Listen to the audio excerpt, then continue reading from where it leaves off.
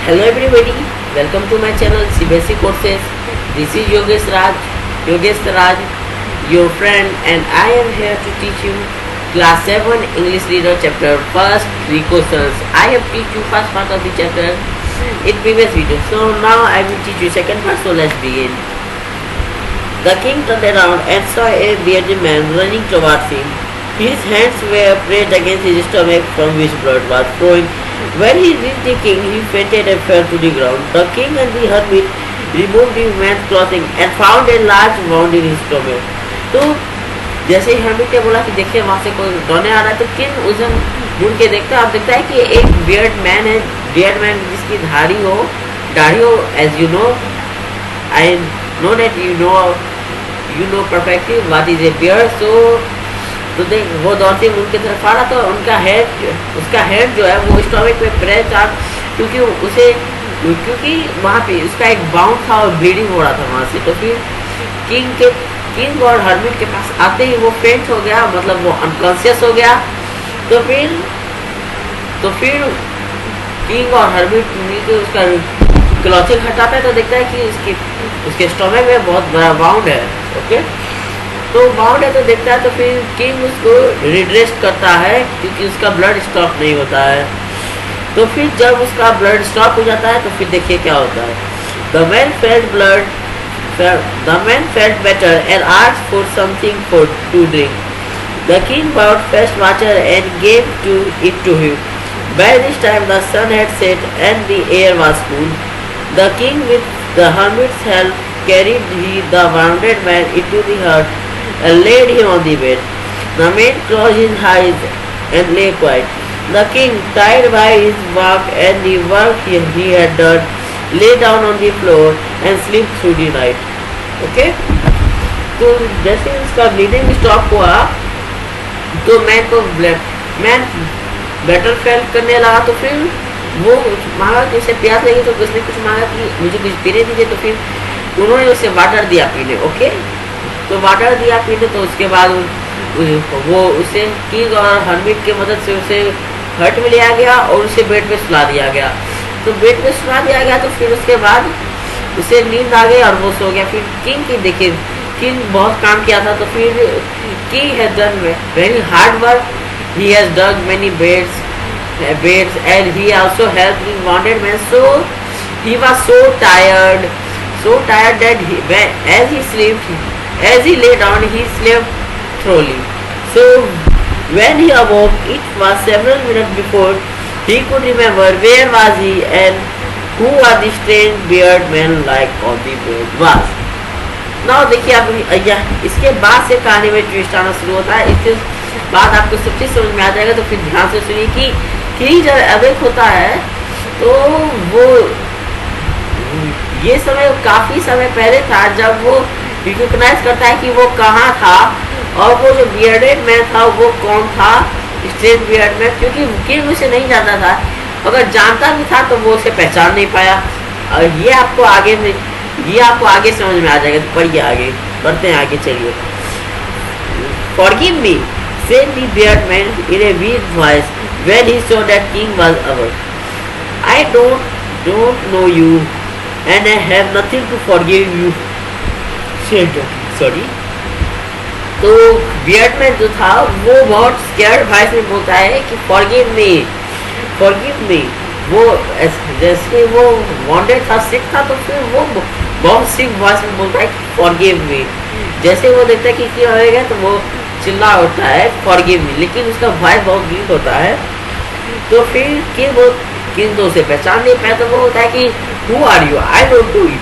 Who are you? And I have nothing to forgive you. What have you done? तो फिर वो bearded man क्या बोलता है, देखिए। You don't know me, but I know you.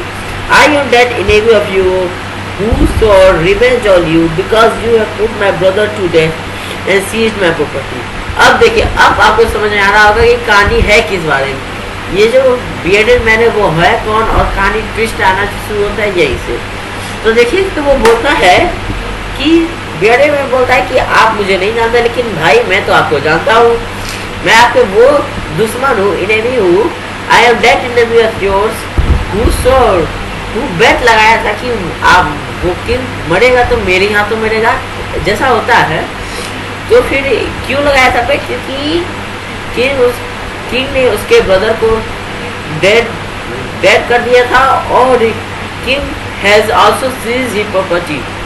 Seize मतलब take forcefully he has taken his property, then that's why he was his enemy. So next देखिए, I know you had gone alone to see that hermit, and I made my plan to kill you on your way home, but the day passed and you didn't return. So I left my hiding place and come upon your bodyguard, who recognized me and wanted me. I escaped from him, but I should have died if you had not dressed my mount. I wished to kill you, but you saved my life. Now if I live, I will serve as your most faithful servant, and I will order myself to do the same. Forgive me. तो देखिए क्या होता है कि उसे the bearded man know that the king was coming to meet her with alone. Lonely, he was coming to meet the alone. So bearded man made his plan to kill the king. He was making plan to kill the king, but as his luckiness, king has not left the hermit place till the day. So he left his hiding place. उसने अपना hiding place जैसे ही छोड़ा, तो फिर वो king का bodyguard के आमने सामने आ गया। आप जानते स्टोरी के फर्स्ट पे आपने देखा होगा कि किंग अपने बॉडीगार्ड अपने घोड़े को अकेला छोड़ गया था। तो फिर जैसे ही उसके आमने सामने आया तो उसका बॉडीगार्ड पहचान गया, तो फिर वो उसे ऊंट कर दिया। ऊंट किया तो फिर वो जैसे तैसे उससे बच के भागा, लेकिन वो आ गया किंग के पास। तो वो अभी लीव नहीं करता अगर king shouldn't have redressed his wounds. Okay,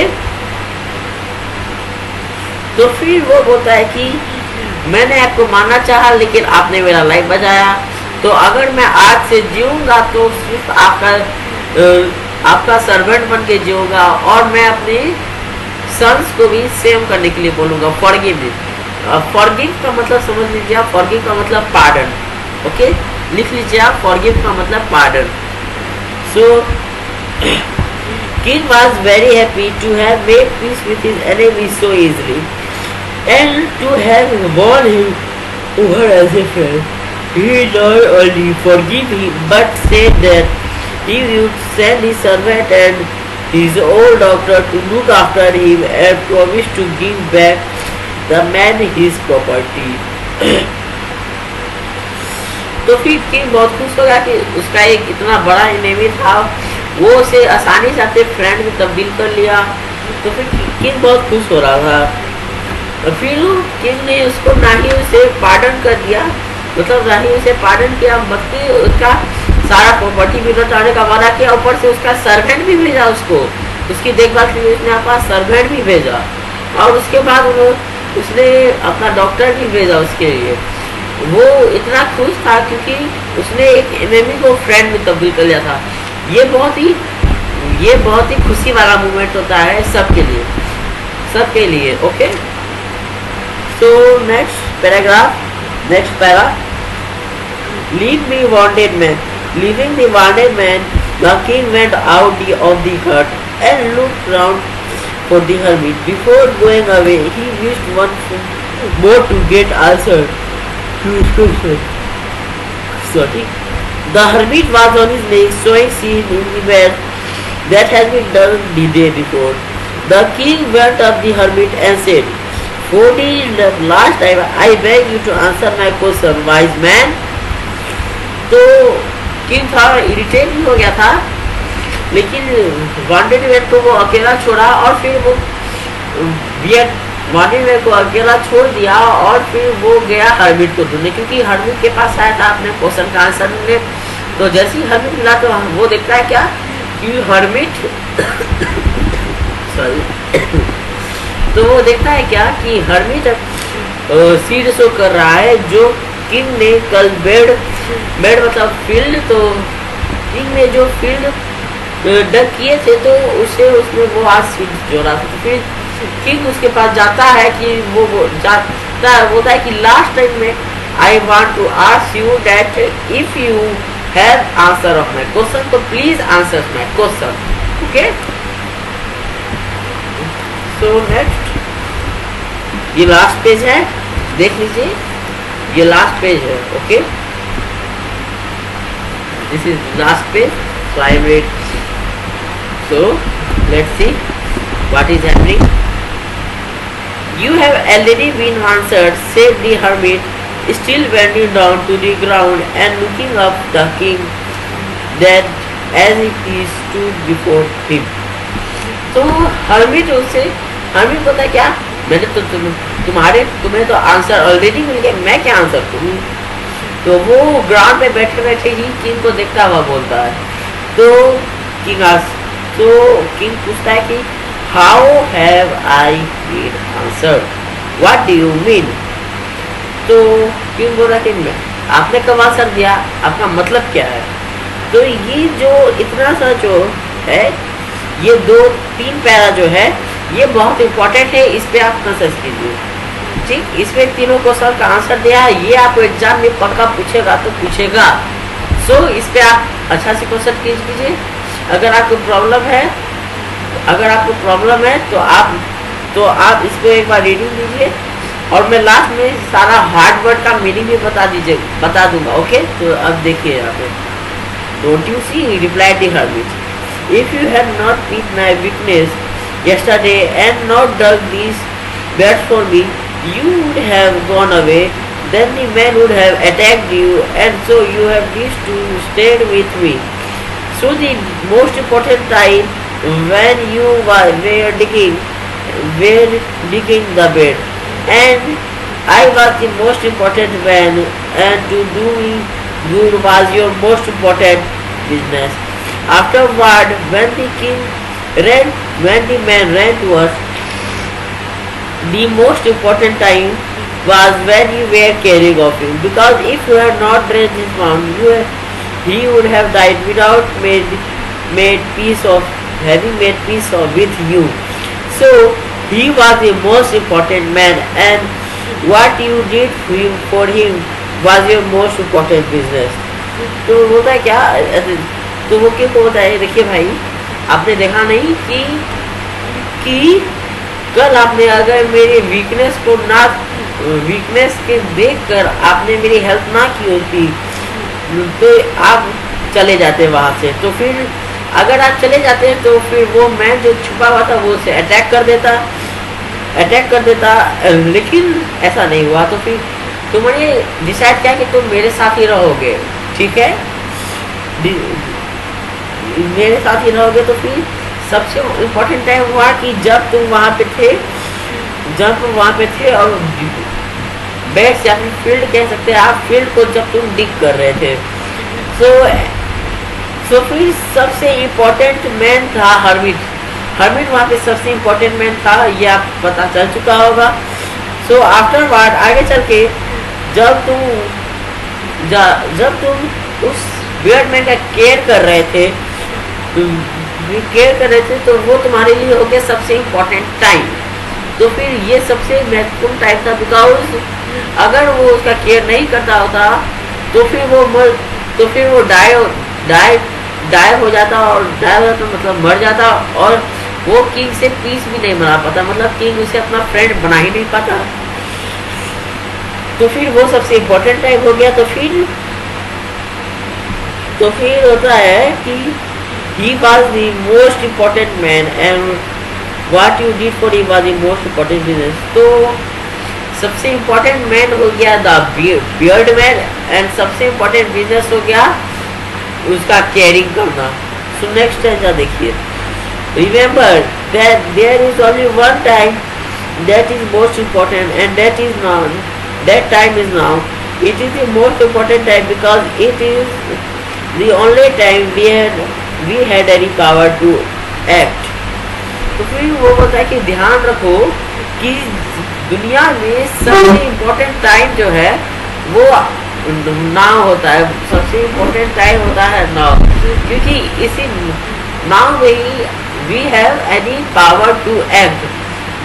अभी के समय में ही हमें पावर होता है किसी चीज़ को करने का। ये और यू नो दिस, आपको क्वेश्चन आ जाएगा कि why is now most important time. तो फिर आपको ये लिख देना है कि it is most important time because it is the only time we have any power to act. So next stanza देखिए, next para, the most necessary person is the person you are with at a particular moment, for no one knows what will happen in the future and whether we will meet anyone else. The most important business is to do that person good because we were sent into this world for that person only. तो सबसे महत्वपूर्ण, सबसे necessary आदमी हो गया कि अगर जिस समय में आप हैं, और if you want to know see who is the most important man with me, तो most important man is that who is with you at that particular movement. ये हो गया सेकंड क्वेश्चन का आंसर। ओके, तो फिर next देखिए कि वो बोलता है कि कोई नहीं जानता कि what will happen in future, what will happen in future and who will you meet in future. Okay, and the most important business is to do that person good। और सबसे इम्पोर्टेंट बिजनेस होता है कि आप उस person का कितना भला कर रहे हैं जो आपके सामने है, बिकॉज हमें एलोन इस दुनिया में इसी पर्पस के लिए भेजा गया होता है। तो इसी लाइन के साथ आपका ये स्टोरी खत्म हो जाता है। तो आपको मैंने बोला था कि मैं आपको दूंगा सबसे हार्ड वर्ड कुछ, तो उसका मीनिंग आप लिख लीजिए। 23 है तो आप लिख लीजिए, कोई हड़बड़ी नहीं है तो आप देख लीजिए। फर्स्ट है वाइज, वाइज का मतलब होता है सगैसियस, लिख लीजिए। सेकंड है टाइम टेबल, टाइम टेबल का मतलब होता है टाइम शेड्यूल। थर्ड है स्ट्रिक्टली, स्ट्रिक्टली का मतलब होता है टाइटली। फोर्थ है काउंसिल, काउंसिल का मतलब होता है एडवाइजरी। फिफ्थ है अर्जेंट, अर्जेंट का मतलब होता है इमीडिएट। सिक्स्थ है मैजिशियन, मैजिशियन का मतलब होता है विजार्ड। सेवेंथ है काउंसलर, काउंसलर का मतलब होता है एडवाइजर। एट है हर्बिट, हर्बिट का मतलब होता है ए सेज या फिर a person who live in A solitude. और फिर नाइन्थ पे है अफेयर्स, अफेयर्स का मतलब बिजनेस। 10th पे है स्पेड, स्पेड का मतलब ए डिगिंग टूल। 11th है बेड, बेड का मतलब फील्ड, मैंने बोला था आपको। 12th पे है फेंटेड, फेंटेड का मतलब अनकॉन्शियस। 3rd है बाउंडेड, बाउंडेड का मतलब इंजुरी। 14th पे है फॉरगिव, फॉरगिव का मतलब पार्डन। 15th पे है स्वर, स्वर का मतलब टुक ओथ। 17th पे है सीज, सीज का मतलब काउट या फिर होल्ड। 18th पे है फेथफुल, फेथफुल का मतलब लॉयल। 19th पे है पीस, पीस का मतलब क्वाइटनेस। 20th पे है एनिमी, एनिमी का मतलब फो। 21st पे है पिचेट, पिचेट का मतलब सीक, पिचेट का मतलब सीक इंडीड, सॉरी पिचेट का मतलब सीक इंडीड। ओके, सो 22nd पे है बिजनेस, बिजनेस का मतलब अफेयर्स। और 23rd पे है प्रॉपर्टी, प्रॉपर्टी का मतलब वेल्थ। सो इसी के साथ आपका रीडर का चैप्टर फर्स्ट, क्लास 7 का रीडर का चैप्टर फर्स्ट कंप्लीट हो जाता है। आपको अगर हमारी वीडियो पसंद आई है तो वीडियो को लाइक कर दे और साथ ही साथ मेरे चैनल को सब्सक्राइब कर दे। Thank you and stay safe from the कोविड-19। बाय।